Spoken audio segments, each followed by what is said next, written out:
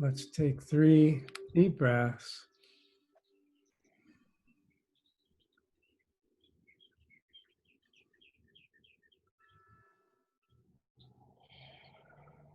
And a deep in breath.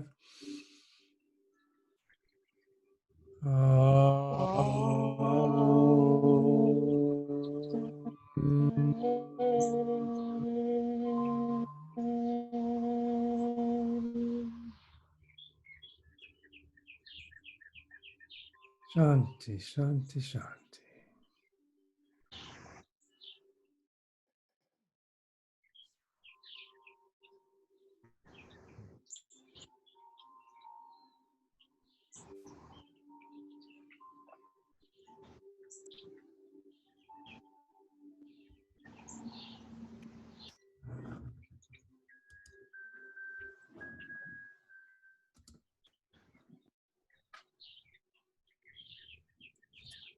Second tier circle.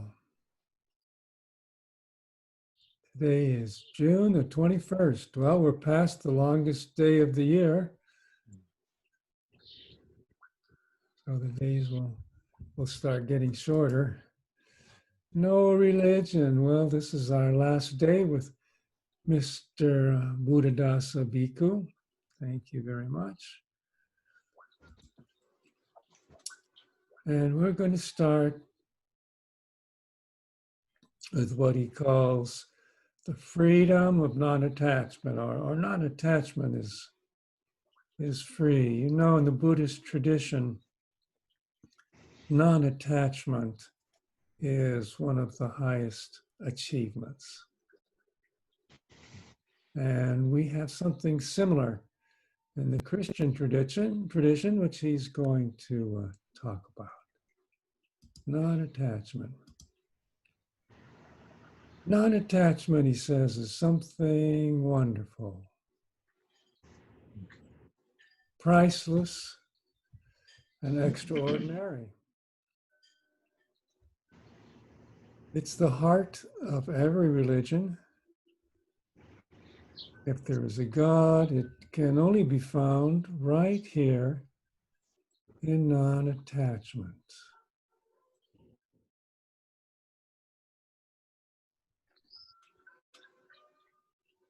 Non-attachment. Non-attachment is wonderful precisely because anyone seeking it need not invest anything. No money, gold, or jewels are needed. Not even a single penny. It's without cost. The Buddha said that nibbana is given free of charge. Nibbana, the coolness and peace experienced when there's no attachment.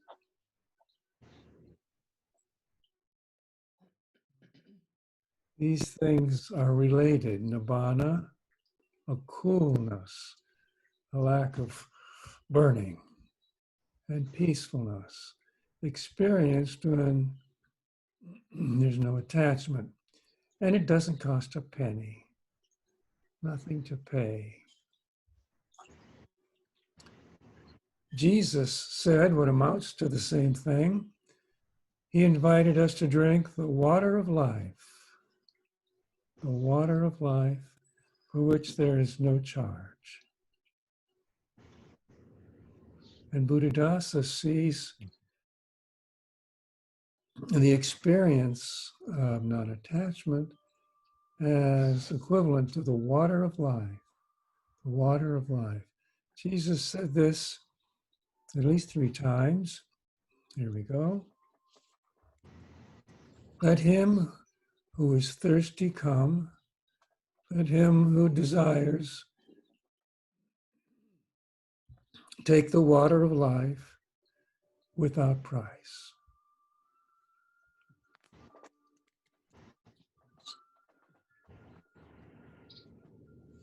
Do we interpret this any differently than Buddhadasa? Let him who is thirsty come. Let him who desires take the Water of life without price.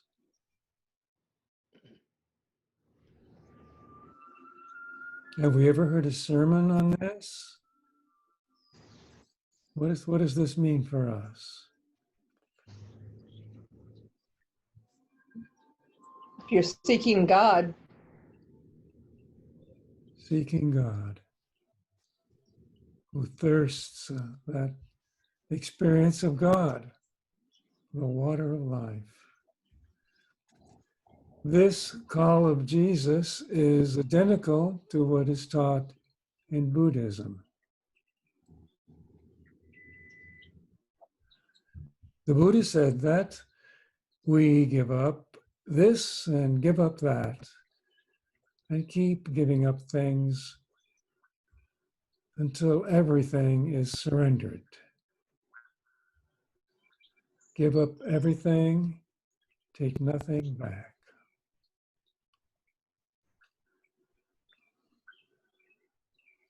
So, what are some examples of things that we could give up?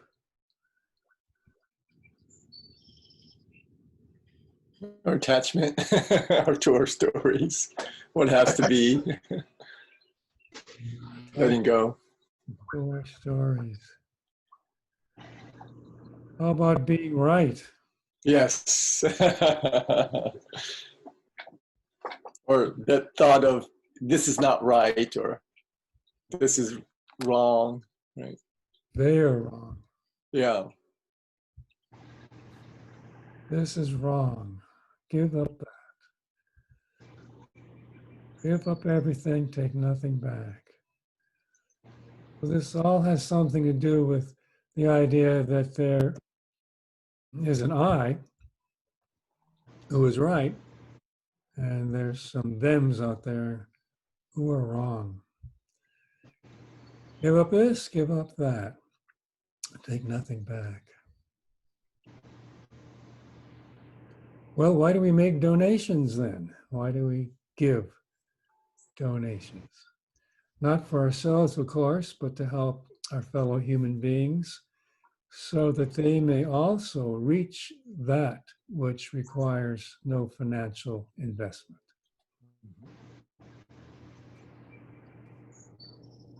So we're not giving up giving.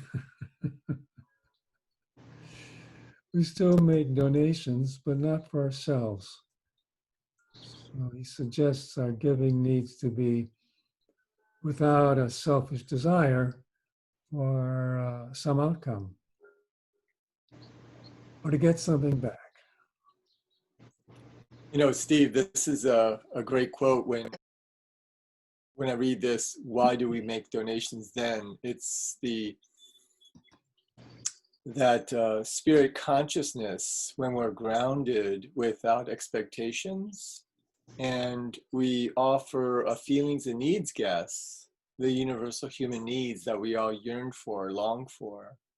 And I think when we offer that to ourselves, we're providing that self-empathy, this self-empathy of deeper connection and meaning, and also that when we contribute to others in a meaningful way by offering the feelings and needs guests, it helps ourselves and others lower their escalation of their thoughts, be more grounded within themselves. And I think this kind of speaks to that. Right. And last week, we talked about making donations in secret, which is what Jesus recommended. He said, give your charity and your donations in secret. So there's no possibility of agitating that I consciousness. I conscious. Give in secret, pray in secret, he said.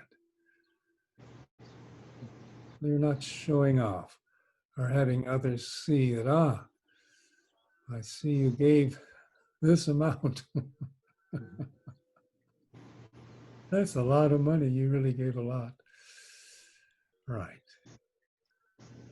So to help our fellow human beings, as you pointed out, Sam, we need to help ourselves with some empathy by doing it without being ostentatious.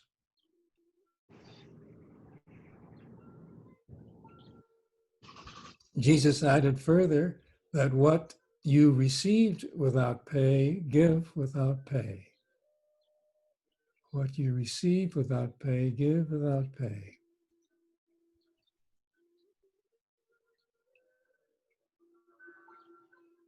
So what have we received without paying for? Love. Love. That's what I was thinking. Yeah. What you receive without pay, give without pay. And also the light of peace, empathy, presence. So if we receive it without pay, giving without pay to me means giving without expectations. Just let it Yeah. fly. Yeah. No pay, no payment for it.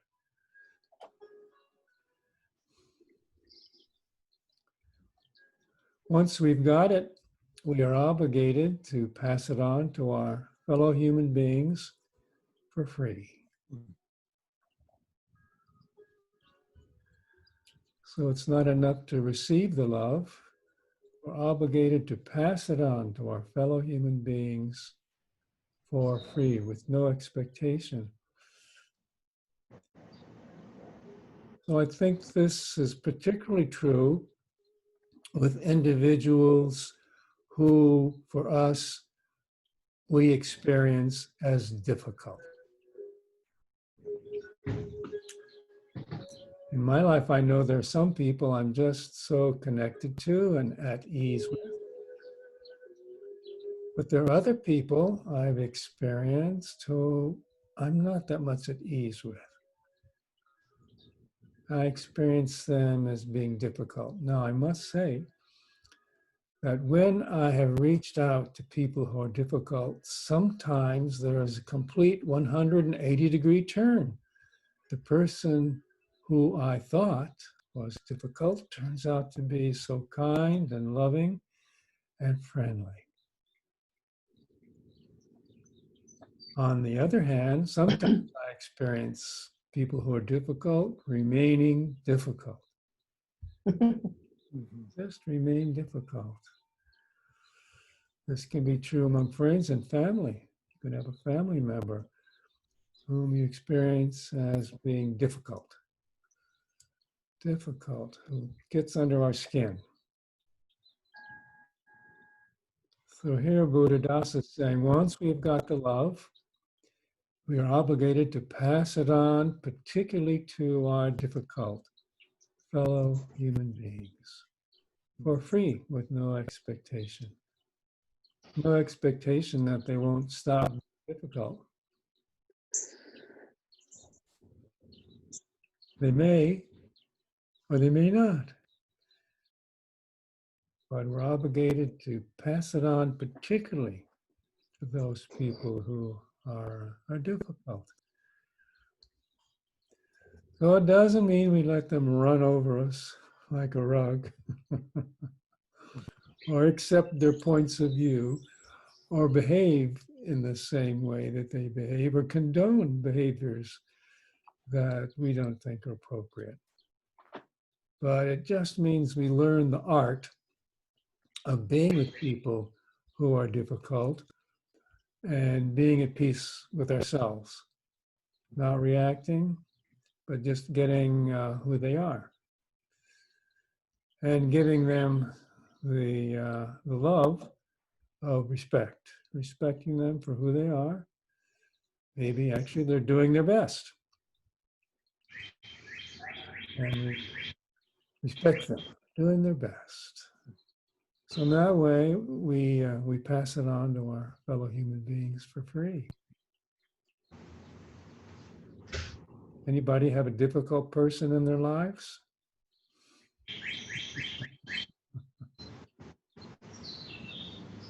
Family or friends or worker? We can choose our friends, but we can't choose our family or sometimes our work associates.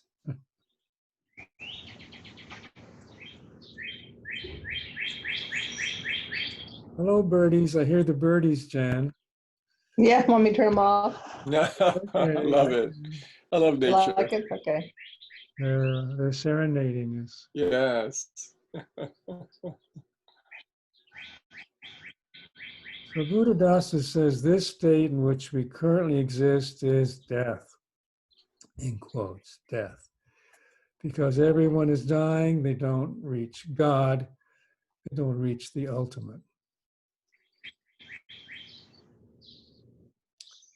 So somehow, some aspect of the way we currently exist is death. And other people are dying as well. And in the sense that we don't reach God, or somehow it's death.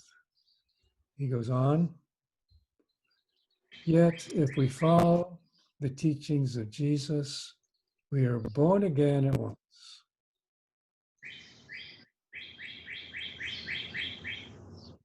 So how can you be born again if you weren't dead first?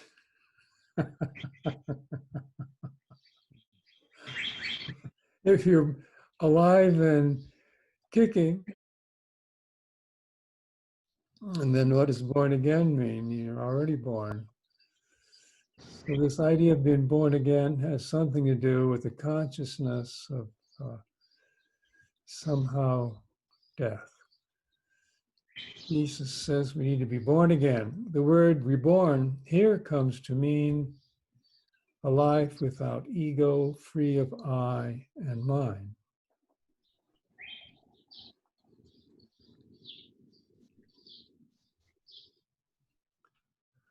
So this idea that's in some aspect, some way we're dead to life, need to be born again, has to do with achieving a life without ego, free of I and mine. Free of I and mine. We talked about that last week, and we found it a challenge. Free of I and mine.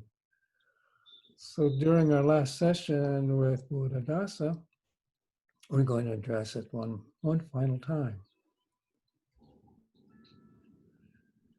After dying for so long, we need to be reborn. When we were born anew, we were born into eternal life, which is true life. So here's an assertion and a promise. To the extent that we can be reborn and born anew, to transcend our I and mind, that is eternal life. That's eternal life, which is true life. So eternal life isn't some esoteric thing, rather it's a practical thing that we can experience to the extent that we transcend our I ego consciousness. Let us live a life of total quenching, he says. A life that douses the flames of selfish desire. What's underneath selfish desire? I. This is mine. Quenching. So he uses the idea of quenching a fire. Talks about selfish desire and the I consciousness as a flame and a heat. To a life of coolness. A life of coolness. When we are burning with selfish desire, we are dying. So to experience a life of cooling, of peacefulness by quenching our selfish impulses. How do we do that? A person who is hot inside is always dying.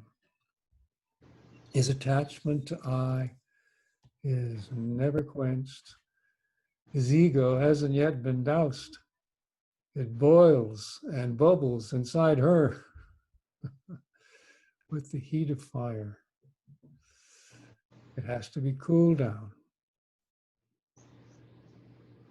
So how do we do that? How do we quench our attachment to our I consciousness? How do we douse that boiling and bubbling ego that takes offense, when someone says something to us, that takes offense when we hear something that we disagree with, when we see something that's wrong and we boil and bubble with the heat of, I don't like this. It has to be cooled down. Don't think this means or has anything to do with our doing what we're called to do. It's just the consciousness with which we do it. Can we do what's ours to do? Distinguish between what we can do and what we can't do. Have the wisdom to see the difference and do what's ours to do with a cool consciousness. Whenever we quarrel due to opinions, pride, vanity, or just plain stubbornness, it shows that we have lost touch with our coolness. We lost touch with our coolness. In my family, we have different parts of the family that have different opinions about things, strongly held. Strongly held. Most of my friends have similar opinions, not all, but mostly. But in the family, it's where I experience so. Different opinions, strongly held.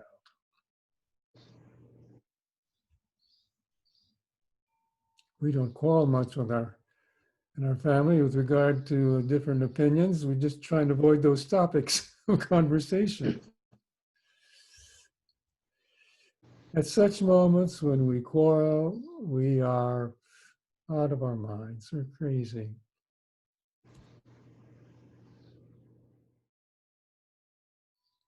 As was said before, if people remain foolish, they will think there are many different religions which are incompatible and opposed to each other, which are enemies that must compete, fight, and destroy each other. Muslim against Christian, against Jew, against Hindu, Catholic against Protestant, and so on. Incompatible, opposed, enemies, fight and destroy each other. My goodness, all of the wars in our history where people have fought and killed each other. The Catholic Protestant quarrels in England and France and Germany, all the fighting and killing, the quarrels between the Hindu and Muslim in the Indian subcontinent. Very sad.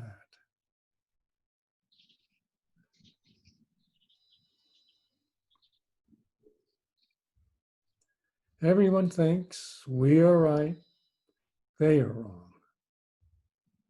They are wrong, we are right. Everyone should recognize that these are only external forms, they aren't the inner essence. Whenever there is a quarrel, it means that the people involved are eating the defilements of I and mine, my way of thinking, my religion. This should never happen. It should be given up.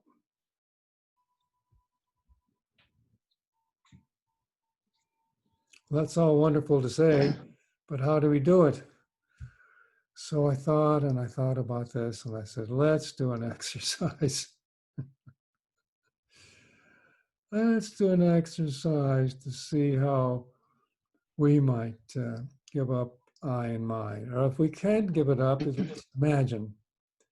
Imagine that we're giving up and see how that feels. Here we go with a little exercise. There are 2 pages, the exercise. Let's read together and watch the first page, and then I'll suggest for the second page of the exercise we close our eyes, go within, and do some imagining.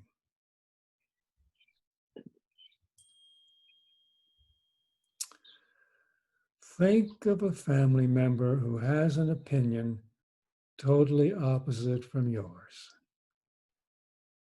Visualize a family member who has an opinion totally opposite from yours.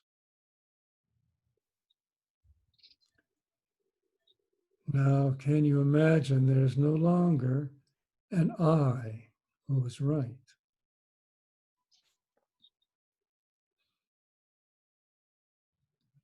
Can you imagine there's no longer a you who is wrong?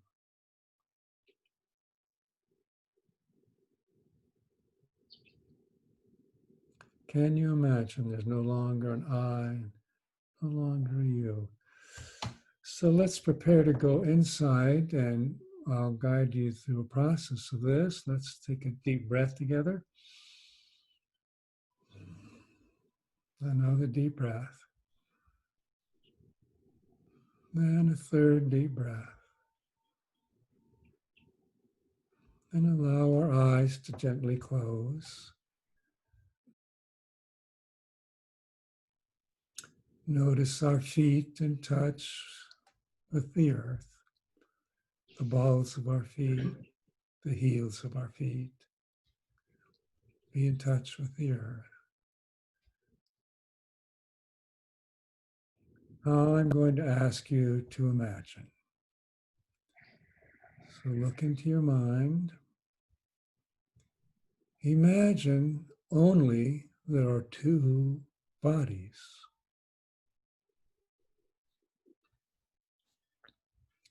Imagine only there are just 2 sets of feelings.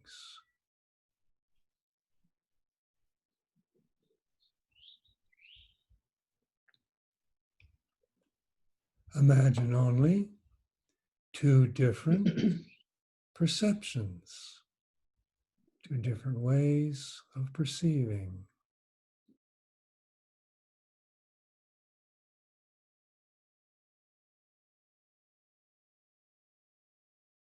Imagine only 2 different thoughts or sets of thoughts, different thoughts.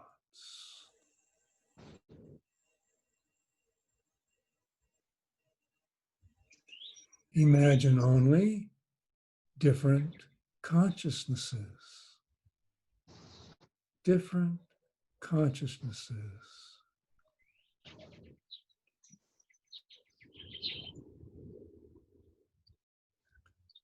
Imagine only love. Imagine only love. Imagine there is oneness.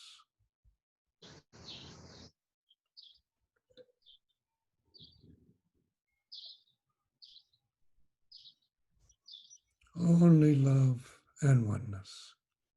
Imagine.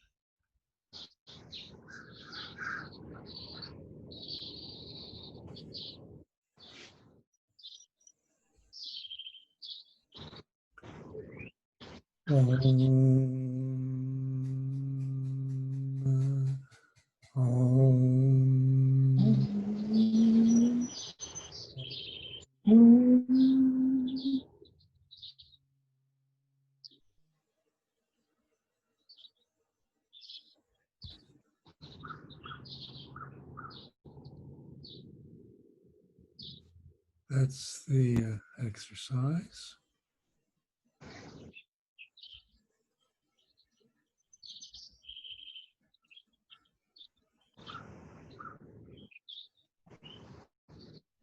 did anything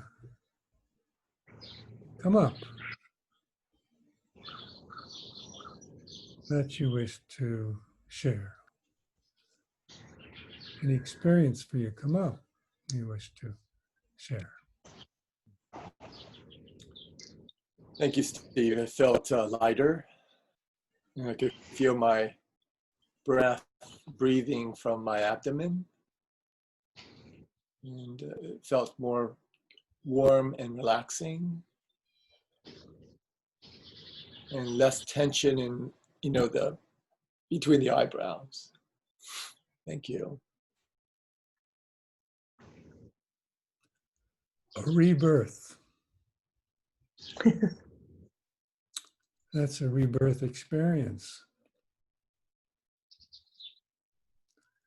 All the things you weren't experiencing were like a death experience. What you weren't experiencing was a rebirth experience. You could call it that.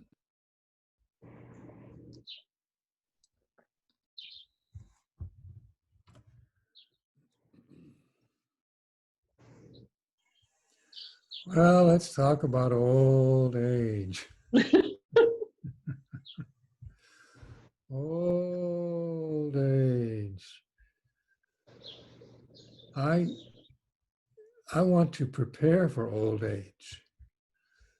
That way, if it shows up, I'll be ready. Old age. How silly it is that the older a person gets, the more full of ego he or she becomes. Some facts can't be ignored. Because the older one gets, one becomes more accustomed to attachments. This is something Buddhadasa observed. So we have to look and see if at our age we have more attachments. He's going to bring up a couple. People have sons and daughters, so they puff themselves up with ego and determine to lord it over their children. This can go both ways. Sometimes as parents, we feel an urge to tell those kids what to do and tell them what not to do. But then at a certain point in old age, the roles reverse and the kids start telling us what to do and what not to do. It's the same thing. So we can get puffed up with ego and they can get puffed up with it too. And it may be that when the children begin to tell us what to do, they're just showing us their love for us and that they're mimicking what we used to do. They're mimicking our behavior back to us. We may not like it, but we can look at it as an expression of love and respect. When they have grandchildren, they become even more puffed up and superior.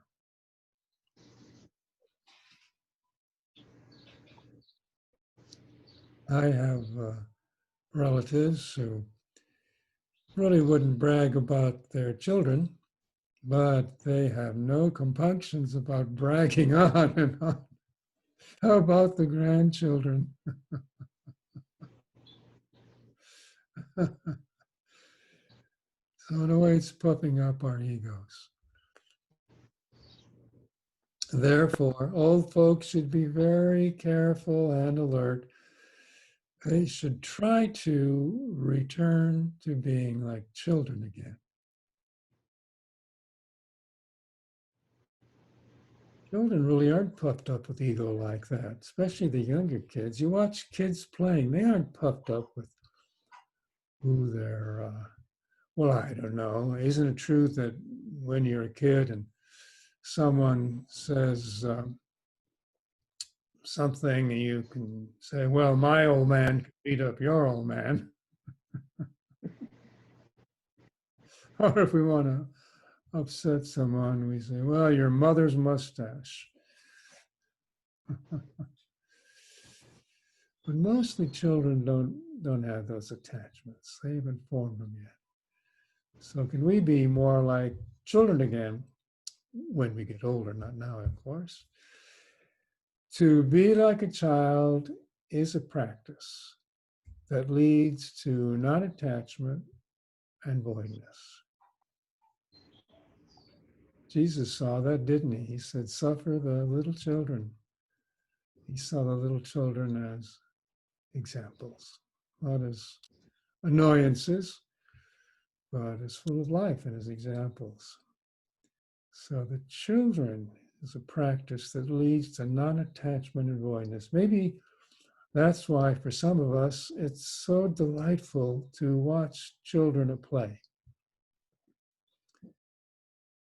Playing, not being attached to things, experiencing the joy of life. Otherwise, one doesn't do that. The older one gets, the further away from the Buddha and from life one will end up.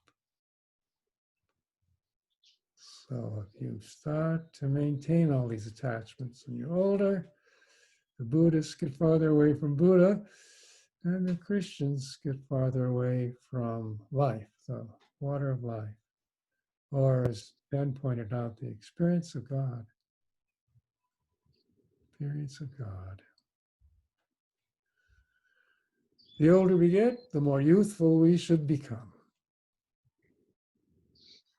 The more youthful. We should become more lighthearted, more cheerful, bright, and fresh.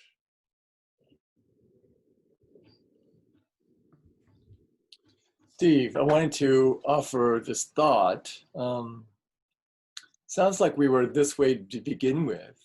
And then with our ever-caring parents doing the best they can, trying to parent us, or I think you used the word many years ago, domesticate us as children. Make us tolerable Yeah. to live with. And then once we get to the point that we're on our own, able to think more so, we get back to the child curiosity, more cheerful, bright, fresh, lighthearted that we were born with, right? I don't know, just a thought. We were part of our domestication was the parents wanted to teach us to be like them. Be like them. Yeah. Have the same attachments that they had. Have the same prejudices that they have. I read a very interesting article in the New Yorker magazine yesterday about the writer Flannery O'Connell, a woman, Flannery O'Connell. She was born in Georgia. She had moved to New York and then moved back to Georgia in her later years because she had lupus and was sick. And she wrote, she was a wonderful writer. And she has, over the years, become more and more admired. And yet one of her deepest instincts was her racism. Her racism. She was thoroughly prejudiced against Negroes, Black people. And she couldn't get it out of her system, didn't want to, felt it was a part of herself. Now we can look at people and realize that those attitudes are something we learned as kids. We learn to hate. We learn to disrespect. So she didn't wish to let go that learning that she thought was just part of who she was and part of the heritage that she treasured and admired. Wasn't willing to let that go. And you see how that way of thinking in her took away some of her lightheartedness and her cheerfulness And it did. You can see it in her writings. There's a certain dour aspect to her. Wasn't light-hearted in some senses.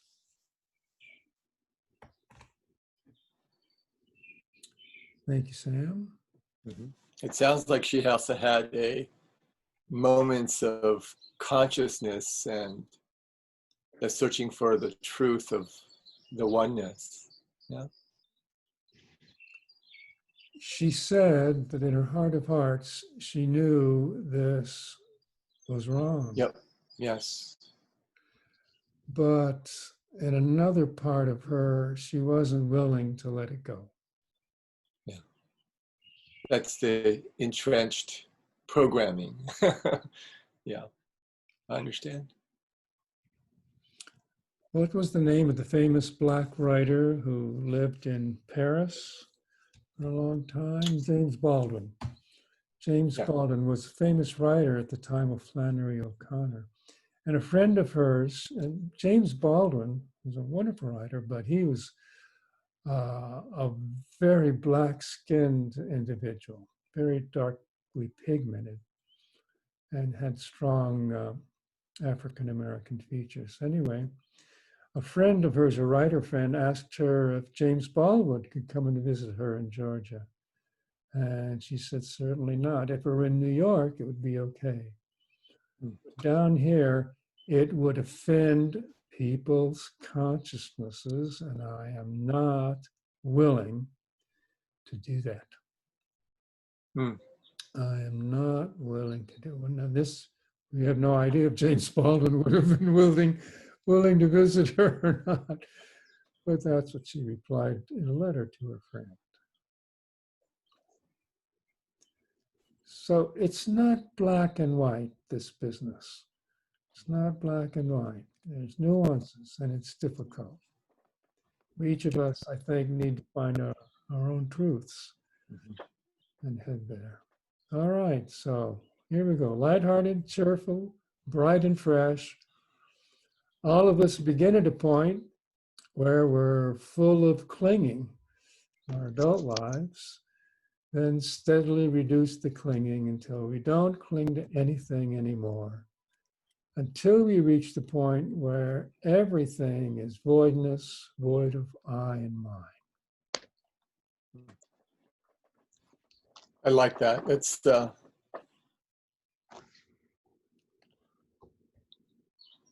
like the word clinging. Emotional, mental clinging, physical clinging. We start off as little kids, not Yep. clinging. We Right. learn to cling and we get full of it, full of clinging to this and that. You can think of it as one of those normal curves, it goes up, up, up, up, up. And then can we experience the down, down, down part of it before we leave this earth? Reduce the clinging. Don't Yeah. cling to anything anymore. Till we enjoy the beauty and peace and coolness of voidness, void of I and mine.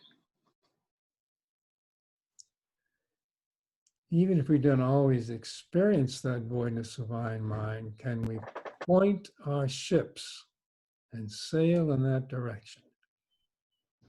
So that as we go through our days and some eyes and minds show up, we can avoid those minds, think of them as sea minds, and just navigate around them. Head towards the other shore, the peacefulness and coolness of being void like the smallest child of that I and mine.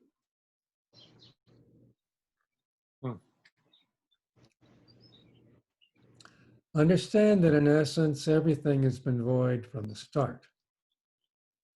In essence, everything's been void from the start, whether physical or mental. Look deeply into the essential nature, and it will turn out to be void.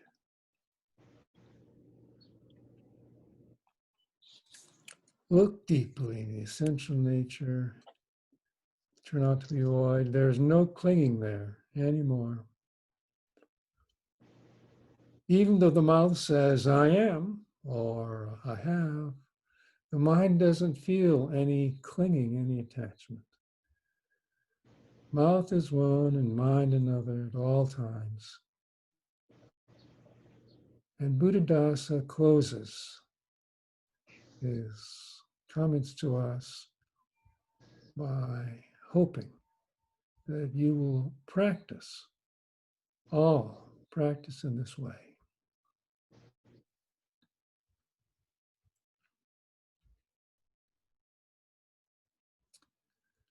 We thank you, Mr. Buddhadasa Bhikkhu, for your teachings. We'll do our best to incorporate them. We're so grateful to you. Thank you. Thank you.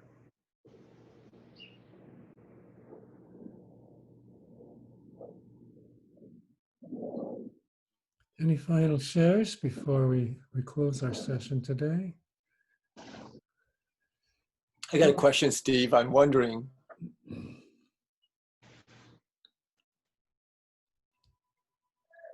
how do I start sentences without the word I? You know, how do we include all of us, I guess, maybe pluralize it, right? Like, could we, and then finish the sentence, or can we, or would we?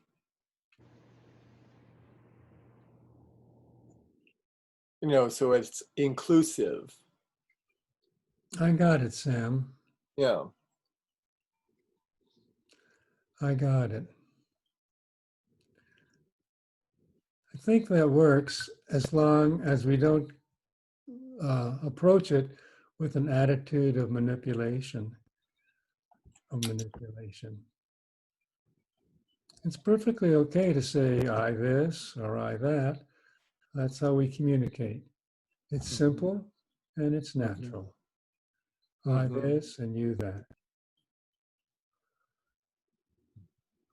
What Buddhadasa recommends is that in the back of our minds, we smile, a little gentle smile, at the mouth saying, I this and you that.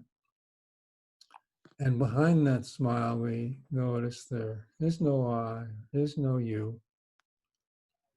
We're not attached to that I that the mouth is communicating with or the you.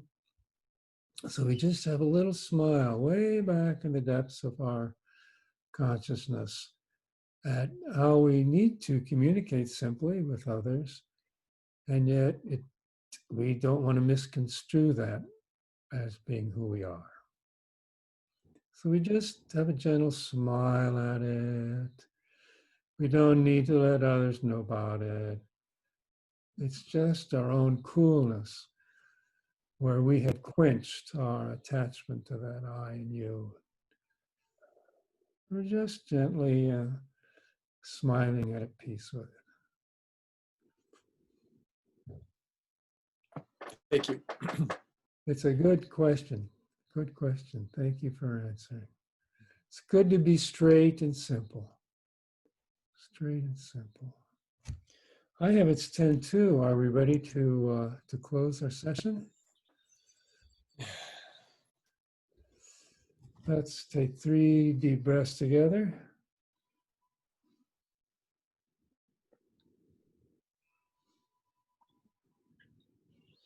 Have the deep in breath.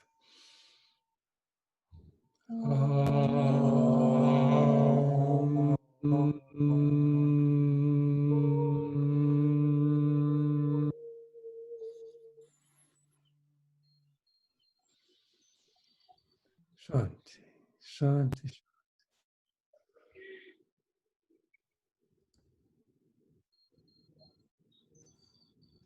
Thank you, Steve. Yes. This has been real. Thank you, Steve. Hello, Have a Della. good Glad week, you. everybody. Yeah. And happy Father's Day, everyone. Happy Yes. We Father, all have fathers, so brought us Yes. to our world. fathers to our life. We all have fathers. Okay, here we go. Bye. Bye.